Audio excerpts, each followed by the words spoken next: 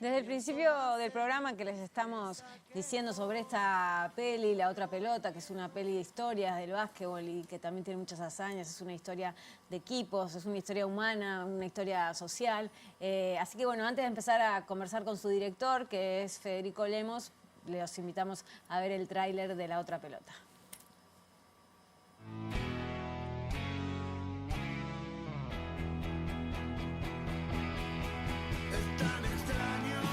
El básquet para la sociedad uruguaya, sin ninguna duda, es el segundo deporte en popularidad. Yo creo que la pasión por el básquet en el país es muy grande. Tiene la ventaja de que es el segundo deporte en popularidad en Uruguay, muy lejos del fútbol, nunca va a llegar a ese lugar. Pero tiene una identificación muy fuerte con lo que es el barrio y la esencia del barrio.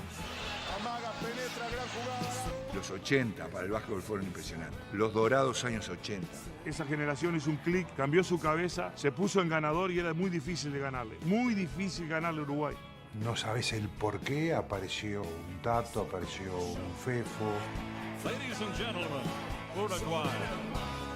Llevamos unas camisetas acá que había hecho Panther en el primer partido en la Olimpiada de Los Ángeles, los números se destiñeron. Esa generación del 84 va a ser irrepetible. When we play from the selection, it's like all the Uruguayans are eyes on you. Y en un momento la gente empezó a gritar su nombre, ¿no? Yo estuve a esto de no jugar el sudamericano, que salimos campeones. ¡Uruguay al podio panamericano! Uruguay empezó ahora a darle al básquetbol femenino el lugar que se merece. Well, the Uruguayan basketball is very tough. The players here are very intense. They want to win. Y cuando paso por las calles de Montevideo, que es una ciudad futbolera, y veo una placita jugando el básquetbol, digo que hasta me emociono. Hay que hablarle de lo que es esta pelota, que entra 2 veces en la circunferencia del aro y que si uno no entrena, difícilmente emboca. Y va más allá de ganar o perder un partido, sino las cosas que uno va dejando en el camino y que va forjando. El básquetbol, como la murga, es una expresión colectiva.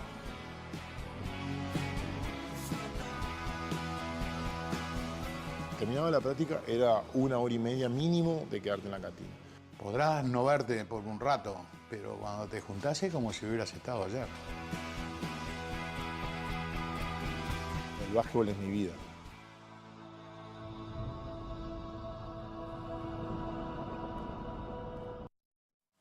Qué bueno, ¿no? No, excelente. Qué ganas de verla, la vimos hoy de mañana y ganas de verla de vuelta. De vuelta, totalmente.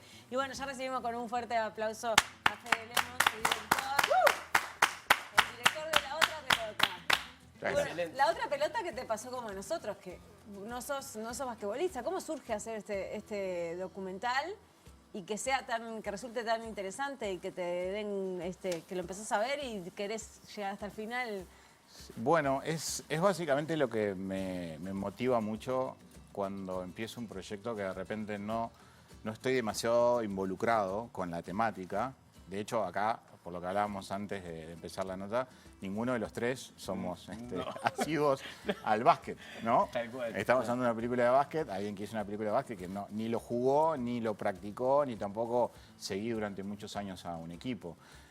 Puedo dar el ejemplo de lo que pasó con Gonchi. Cuando hice la película de Gonchi Rodríguez, a mí me había marcado fuertemente el accidente de Gonchi en el año 99, cuando Gonchi muere en el accidente de Laguna Seca.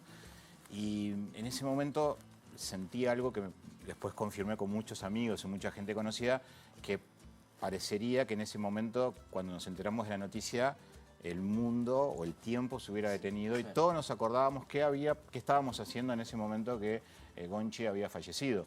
Y me había quedado marcado eso durante muchos años. Y sin haber visto jamás una carrera automovilística o haber sido asiduo fan de ese deporte, la historia inspiracional de Gonchi, su vida, me empujó a hacer esa película. Entonces, en el caso del básquet, podría decir que algunos recuerdos de la infancia, del barrio donde vivía, allá por la Cruz de Maroñas y el Club Larre Borges, donde iba a ver carnaval, que en enero y febrero se transformaba en un tablado esa cancha y después se jugaban los partidos de la liga. Comencé a tomar como el primer contacto con ese deporte, que nunca fue algo asiduo en mi vida, ¿no? Ni de practicarlo ni de verlo. Pero había algo interesante en cuanto al básquetbol, en cuanto al barrio, en cuanto a los valores, que fueron de alguna manera quedando en mí. Cada vez que me mudaba de barrio, me mudé muchísimos años en mi vida en Montevideo y cada barrio era un club. Claro. Entonces esa cuestión de pertenencia entre el barrio y el club siempre me pareció fascinante. Y ahí un poco la decisión de salir del fútbol, que en un momento me interesó para contar historias, como algunas películas documentales que hice, y meterme con esta película que, de alguna manera, el nombre La Otra Pelota tiene un poco que ver con eso, ¿no? Con ese segundo deporte, con esa cuestión de, no despectivamente, ¿no? Sino la otra pelota del segundo deporte más importante o que más se practica en nuestro país y que tiene una real significación en cuanto a esa pertenencia barrial que tiene detrás, ¿no? Total. Y no solo eso, recién también nos decías sobre historias del básquetbol y no la historia del básquetbol, que capaz que hubiera sido más o grandilocuente o más riesgo, porque ahí es como una mirada que sigue, que tiene que estar muchísimo más, no sé si afinada en cuanto a cosas de datos, ¿no? Y rigurosidad. Que siempre va a haber alguien que te va a decir, esto no fue así, o lo que sea. Sí.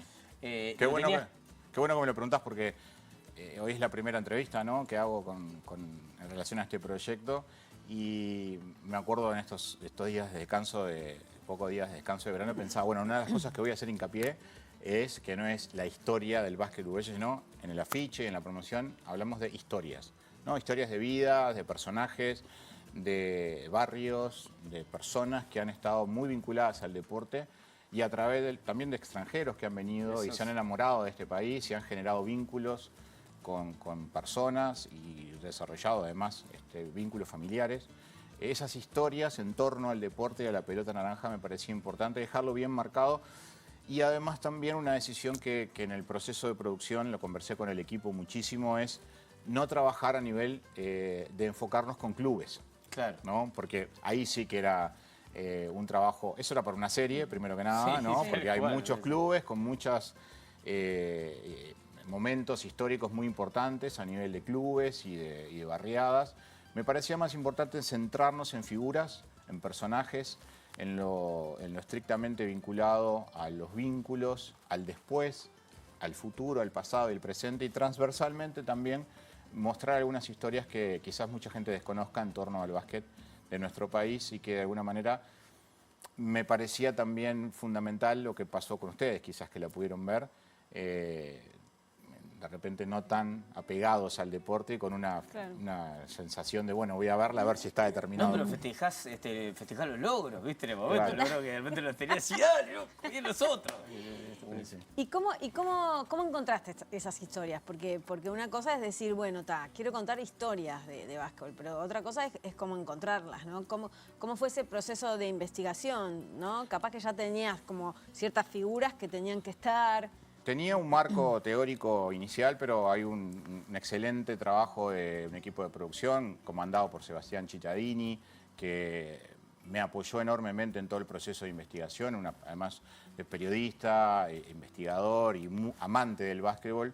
Seba es una persona en la cual me apoyé fuertemente para no cometer errores, ¿no? Desde el punto de vista histórico, desde el punto de vista de repente que ante la carencia de información, porque uno tiene que ir filmando, tiene que ir escribiendo y tiene que ir aprendiendo y no cometer errores. Y ahí necesitas un buen equipo alrededor que te sostenga.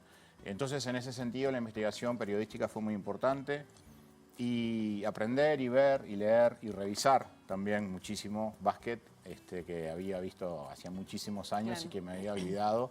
Revolver archivos increíbles. Me acuerdo una tarde en el archivo de la imagen del Sodre con cajas y cajas de DVD buscando material. Aparecieron algunas joyitas increíbles que están en la película. Muchísimo ¿Podés decir alguna? Sí, hay unas imágenes increíbles, inéditas del sudamericano del año 81 en el Cilindro, en plena dictadura. Uruguay sale campeón, vence a Argentina en la final. Hay unas imágenes del momento del final del partido, la premiación, bueno, y así otras tantas que fueron apareciendo. Y después el seguimiento a los personajes, ¿no? Poder tener el acercamiento con cada uno de ellos y sus historias de vida. Y el bloque, por ejemplo, de los americanos es un bloque que para mí era muy importante, ¿no? Sí. Mucha gente me dice, y cuestiona, ¿y por qué está Granger en el...? Yo sabía que el afiche iba a generar polémica, ¿no? Vos pones un afiche de 5 y vos decís, pero ¿cómo no está Tato López? Claro. ¿Cómo no está Moglia? ¿Cómo no está ¿Cómo no está de repente García Morales? O sea, a nivel de selección histórica, Dream Team del Uruguay podría haber puesto, cualquiera puede poner 5 jugadores distintos. Claro. Nadie va a estar de acuerdo. O quizás hayan algunos que sí son como únicos o inamovibles, pero bueno, esa selección se hizo en torno a los personajes que estaban en la película y en cada puesto y en cada selección y en cada época. Y fue muy, muy interesante la elección de esos personajes, conocerlos y formar parte de ese afiche que recién, ayer hablaba con la productora y me decía, amo la panza de Peinado en el afiche, ¿no?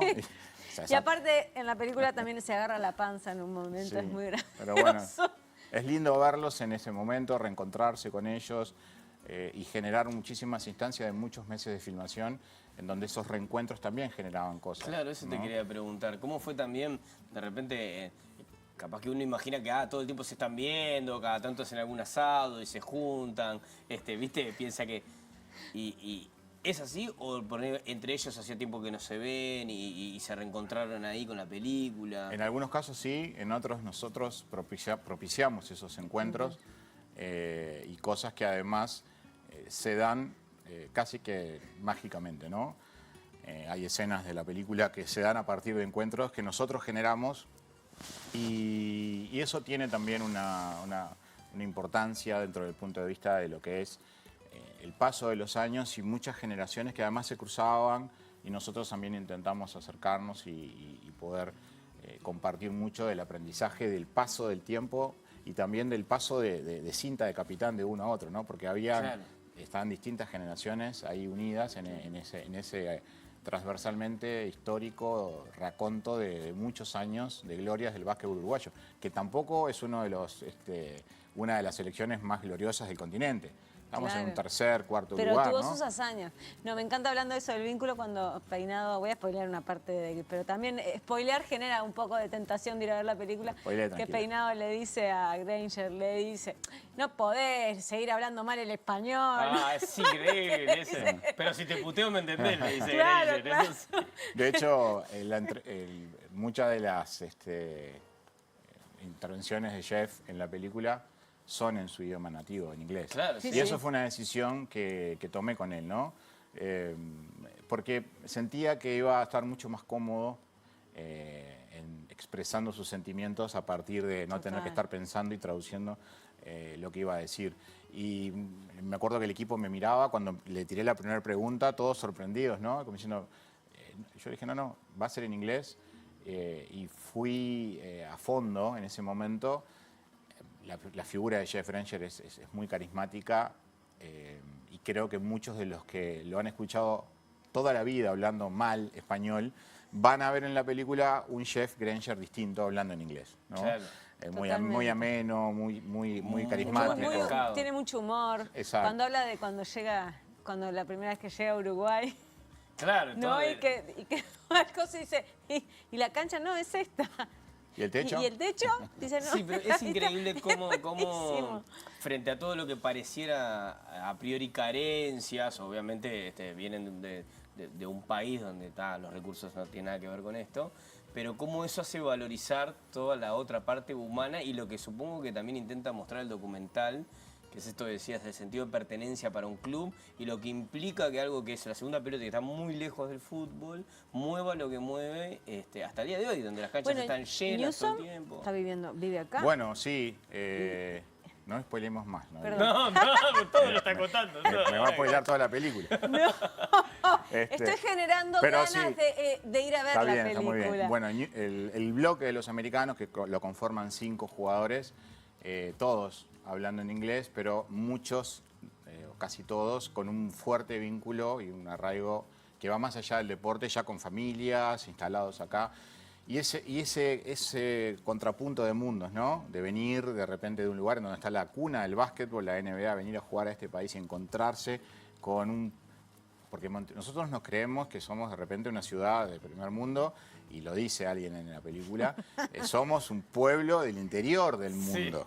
para un americano que viene, Montevideo es un pueblo del interior de Estados Unidos y más para abajo también. Iba a decir el nombre, me imagino, ya me di cuenta que no se puede seguir nombrando gente. Pero bueno, eso también genera una cosa muy, muy interesante que le da sentido al claim, ¿no?, de la película, lo que está debajo del título Historias del básquet uruguayo, que inicialmente estaba planteado este proyecto como la posibilidad, y creo que acá me voy muy contento de esta entrevista, que además es la primera que doy sobre este proyecto, de que a gente que no es del básquet la pueda disfrutar, la pueda valorar, la pueda ver, la pueda recomendar, porque no es de repente algo que le gusta a todo el mundo, un deporte no, y de repente la película cuando logra eso quizás cumpla su objetivo. Y además con el paso del tiempo y con las historias también vamos viendo cómo la sociedad en su conjunto ha cambiado, porque también entra el básquetbol femenino, entran las directoras técnicas, hay como ese bloque también, hasta ahí, eso también lo podemos contar, ¿no? Sí, por supuesto, sí.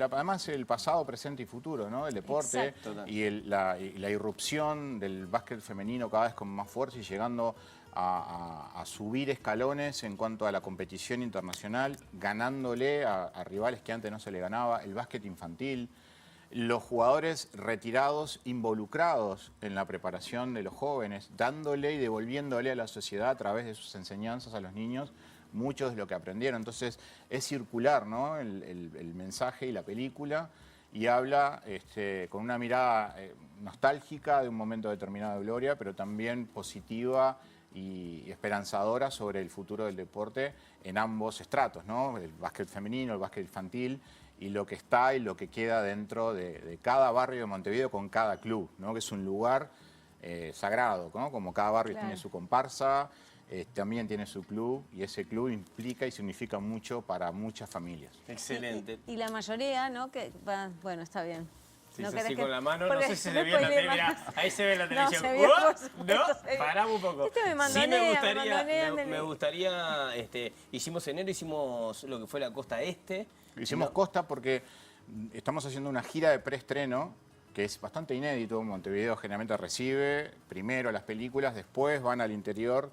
Decidimos salir primero al interior, hacer una gira de 20 ciudades. Hicimos las primeras 10 en enero, Rocha y Maldonado. Ahora nos vamos 10 ciudades más en febrero, San José, Canelones, Colonia.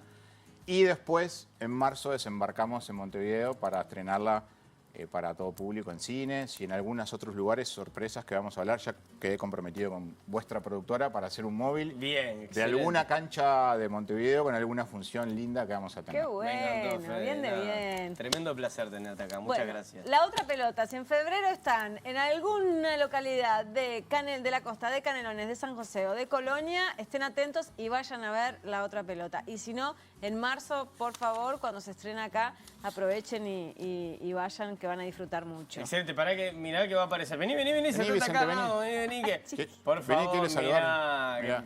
Vicente quiere saludar, aparte es lo hice debutar. ¿Qué? El hijo, claro. Claro que sí, aparece. Aparece en la película. Esto lo puedes spoilear también, aparece el hijo en la película. Aparece bien, me quedo tranquila que puedo seguir spoileando cosas. Qué divino. Gracias, ¿cuántos años tenés? ¿Cuántos años tiene Vicente? 8 años. 8 años. Y me dijo que hace unos avioncitos increíbles. Se lleva el de Mirá Montevideo, pero me va a dejar Y ahora nos vamos al Parque Central. Bien. Paso el chivo. Excelente. Me parece bien. Y bueno, y el chivo de que también estás preparando el documental de los 80 años del Teatro de Verano. Es cierto, para que sepan. Es cierto. Vamos a estar hablando pronto. Claro que sí. Genial. Un placer. Gracias, Fede. Gracias. Bueno, nosotros nos vamos porque ahora, en breve, después de este bloque, viene la música. Vamos a estar con Atzabará, con un poquito de pan rock en formato acústico. Así que nos aguantan, ya seguimos. Bajo por la rambla, el paisaje respira. Cambios de pantalla y la luna te pega.